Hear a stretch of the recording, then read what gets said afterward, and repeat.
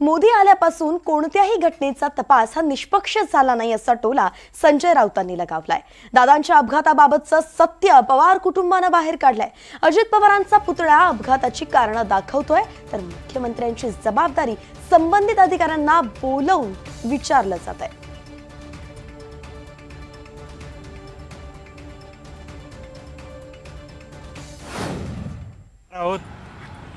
कुठं माशी शिंकली मला माहिती नाही, पण 12 तारखेलाच हे होणार होतं। त्यावेळेला ते सगळ्यांच्या देखीत ते बोलले होते। त्यानंतर जिल्हा परिषदांच्या निवडणुका जाहीर झाल्या। पूर्वीच्या कार्यक्रमाप्रमाणे 5 तारखेला मतदान होणार होतं आणि 6 तारखेला निकाल देखील लागणार होता। त्यावेळेला आमच्या पक्षाचे ज्येष्ठ नेते जयंतराव पाटलांचं देखील स्टेटमेंट आपण पाहिलं असेल। त्यांनीसुद्धा सांगितलं, दुर्दैवाने 28 तारखेला दादांचा अपघाती निधन झालं आणि त्यानंतर ज्या घडामोडी झाल्या त्या आपण पाहिल्यात। पण जयंतरावांनी सांगितलं होतं त्याही वेळेला की दादांची आणि आमची सखोल चर्चा झालेली आहे आणि जिल्हा परिषदेच्या निवडणुका झाल्यानंतर 7-8 तारखेला या विलिनीकरणासंदर्भातली जाहीर वाच्यता केली जाणार होती।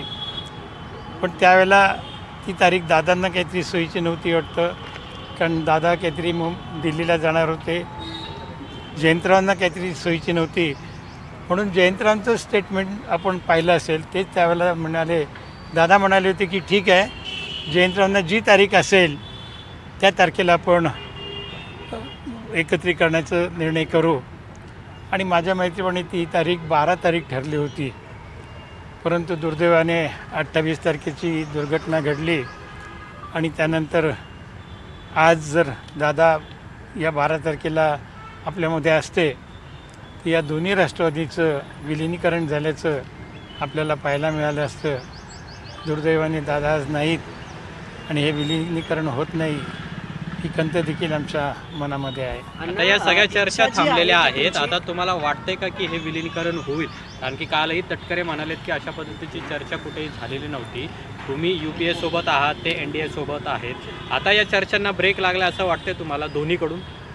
एक लक्षात घ्या, ज्या काही घटना गेल्या महिन्यामध्ये किंवा त्याच्यानंतरच्या झाल्यात त्याची माहिती मी आपणाला दिली आणि आज ज्यावेळेला 12 तारीख उजाडली त्यावेळेला माझ्या मनामध्ये सहजच विचार येऊन गेला की अरे, आज जर दादा असते तर आपण एकत्र झाल्याचं चित्र महाराष्ट्राला पाहायला मिळालं असतं। आता त्यानंतर ज्या काही घटना घडल्या त्याला आपण सगळेजण साक्षीदार आहोत। आता त्याच्याच नंतरच्या बाबतीतली काय आहे ते आमचे वरिष्ठ निर्णय घेणार आहेत।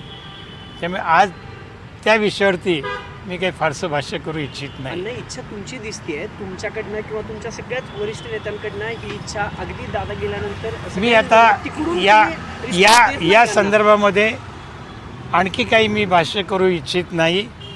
पण आज दादा असते तर आमच्या सर्वांच्या दृष्टीने एक अतिशय आनंदाचा दिवस तो ठरला असता, एवढंच मी सांगू इच्छितो। साहेबांच्या तब्येतीबद्दल फक्त सांगा की तब्येत आता बरी आहे साहेबांची तब्येत चांगली आहे।